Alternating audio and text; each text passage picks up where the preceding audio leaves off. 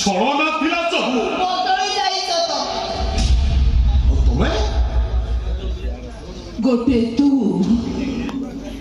ଯାହାର ମୋ କଥା ମନେ ନାହିଁ, ଗୋଟେ ମୁଁ ଯାହାର ତୋ ଛଡା ଆଉ କିଛି ମନେ ନାହିଁ।